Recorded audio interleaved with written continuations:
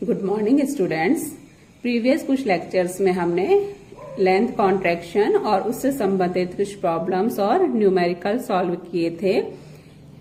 लंबाई संकुचन या लेंथ कॉन्ट्रैक्शन का मतलब था कि गतिशील अवस्था में किसी पिंड की नापी गई लंबाई उसकी स्थिर अवस्था में नापी गई लंबाई से अधिक होती है, और इस प्रभाव को हम लॉरेंज रूपांतरण समीकरणों द्वारा समझ सकते थे।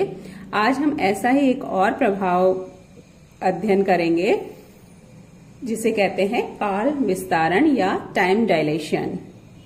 जैसे कि नाम से ही है काल विस्तारण, काल का मतलब होता है समय, विस्तारण यानी एक्सपेंशन या बढ़ोतरी, तो यानी समय में बढ़ोतरी होती है। और किस तरह से समय में बढ़ोतरी होती है या किस तरह से समय बढ़ा हुआ प्रतीत होता है वो देखने के लिए, वो समझने के लिए हम लॉरेंज रूपांतरण समीकरणों का सहारा लेंगे।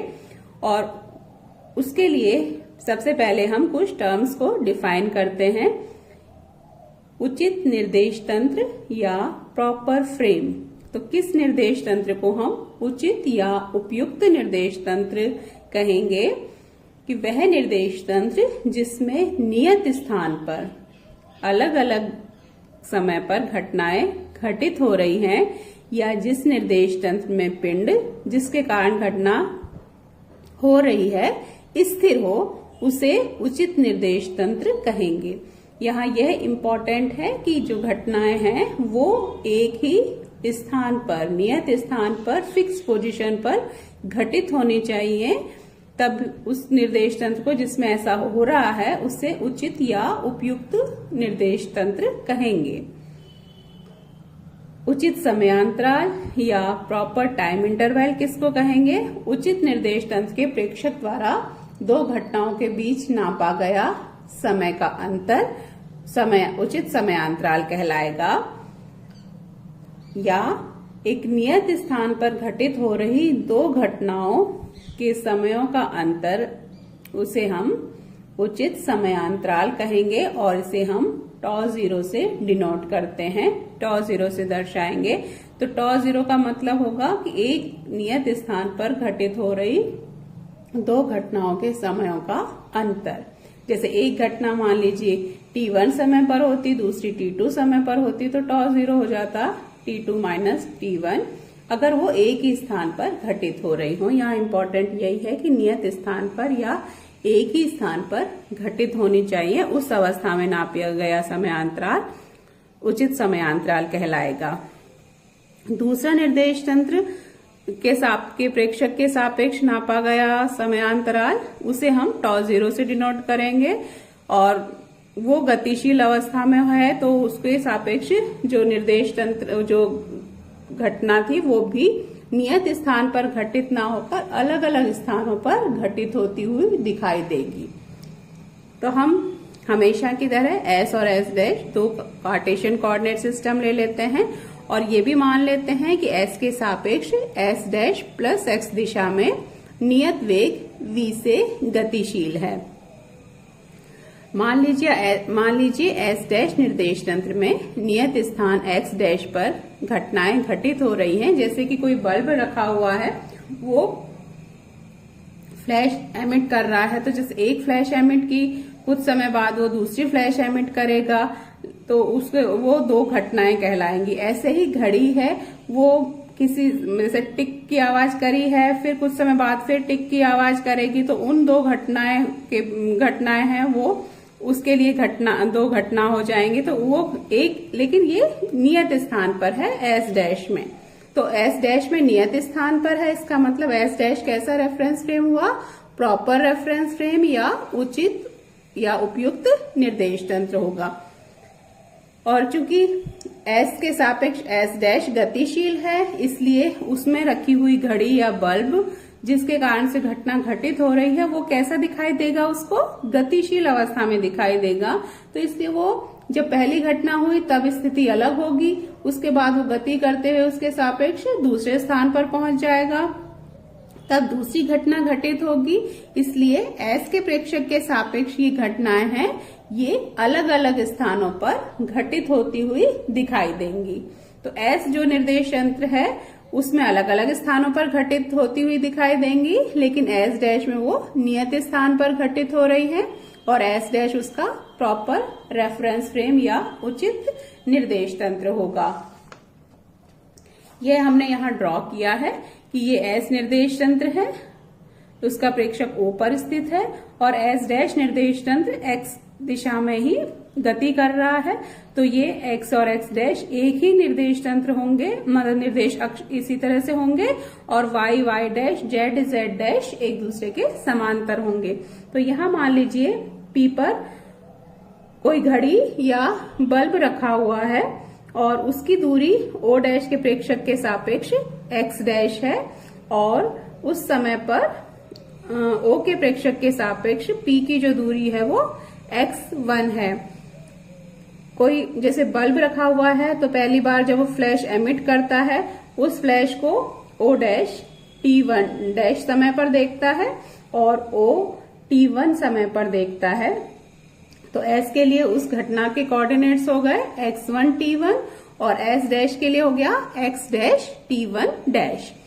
अब क्योंकि गति कर रहा है S डैश के निर्देश तंत्र S के सापेक्ष, तो ये गति करते हुए दूसरे स्थान पर पहुंच जाएगा और उस समय P की स्थिति इस तरह से हो जाएगी। और क्योंकि x O डैश के सापेक्ष ये स्थिर अवस्था में है, इसलिए ये दूरी अभी भी कितनी होगी, x डैश के बराबर होगी, लेकिन O के सापेक्ष ये दूरी x2 हो जाती है।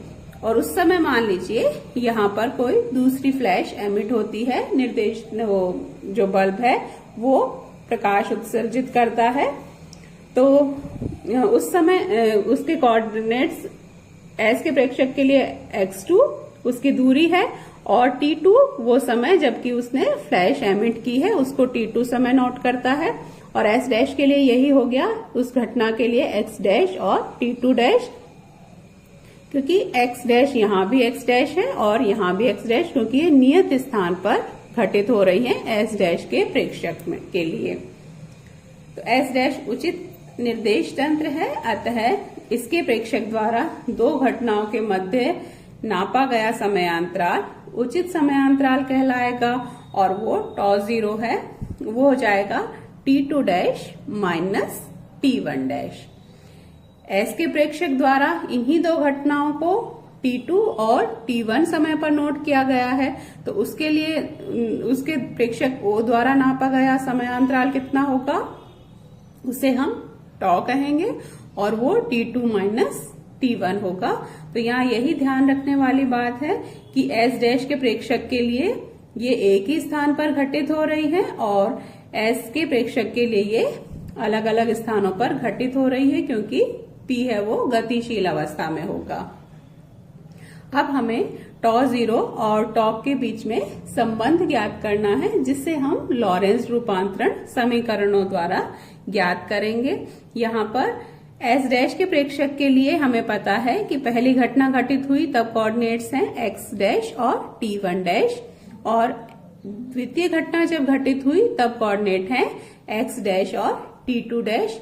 तो इन्हीं की सहायता से हम लॉरेंज रूपांतरण समीकरण लगाएंगे और τ0 और τ के बीच संबंध रिलेशन है वो निकालेंगे।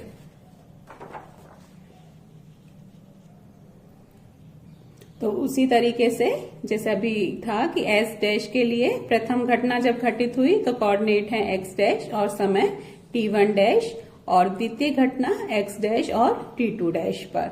तो लॉरेंज रूपांतरण समीकरण, यहाँ हमें टाइम के लिए समीकरण संबंध निकालने हैं, तो हम समय वाला ही लॉरेंज रूपांतरण समीकरण लगाएंगे, जो है t is equal to gamma t dash plus vx dash upon c square, और गामा का मतलब है 1/√1 minus v square upon c square. तो इसी में हम लगा देंगे t1 पर t डैश का मान था t1 डैश और समय वो दूरी जो है वो x डैश ही थी, तो t1 dash plus v upon c square x dash और t2 हो जाएगा gamma t2 dash plus v upon c square x dash. ये दूरी x डैश का मान नियत रहेगा, एक ही स्थान पर घटित हो रही है। माइनस कर देंगे तो t2 माइनस t1 हो गया गामा, ये दोनों कैंसिल हो जाएंगे, T2 dash minus T1 dash, और T2 माइनस T1 का मतलब है टॉ इक्वल्स टू गामा, ये T2 dash minus T1 dash टॉ 0 के बराबर है, या टॉ इक्वल्स टू टॉ 0 और गामा की वैल्यू पुट कर देंगे तो 1/√1 माइनस v²/c²। अब क्योंकि 1 में से कुछ राशि माइनस हुई है 1 माइनस, तो ये राशि का मान 1 से छोटा होगा, और जब 1 से छोटी संख्या को से किसी 1 को डिवाइड करते हैं तो वो मान हमेशा क्या आता है, 1 से बड़ा आता है, यानी टॉ का मान टॉ 0 से अधिक हो जाएगा। टॉ 0 1 से छोटी राशि से विभाजित है, इसलिए टॉ का मान टॉ 0 से अधिक होगा।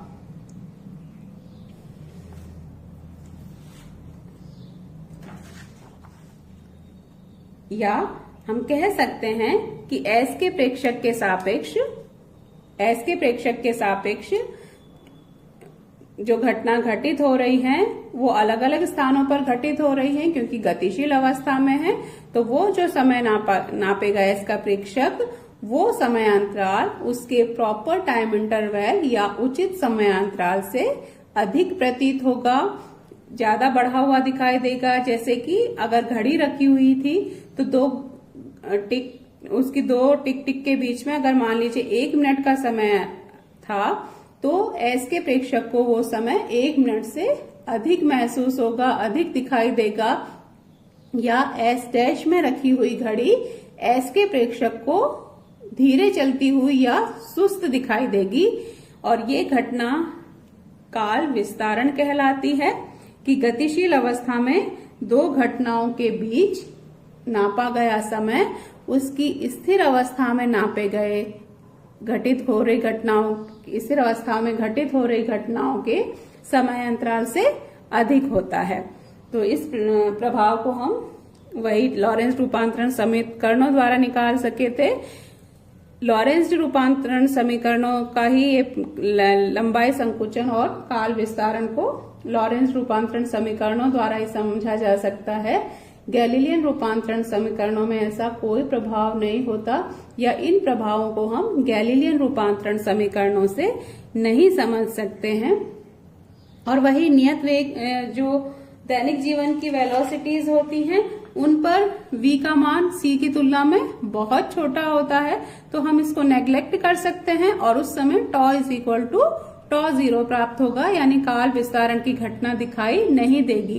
तो दैनिक जीवन में काल विस्तारण की घटना दिखाई नहीं देती, का प्रभाव दिखाई नहीं देता, लेकिन जबकि वेलोसिटी है या जो गति है वो प्रकाश के वेग की कोटि की हो, उस समय काल विस्तारण का प्रभाव दिखाई देता है, और गतिशील अवस्था में नापा गया समय स्थिर अवस्था में नापे गए समय से अधिक होगा। तो इस प्रभाव को हम अब आगे हम कुछ एक्सपेरिमेंट्स देखेंगे जिनसे काल विस्तारण को समझा जा सकता है, या काल विस्तारण के द्वारा ही उनके जो परिणाम प्राप्त हुए उनको समझा जा सकता है। तो ये हम नेक्स्ट लेक्चर में करेंगे।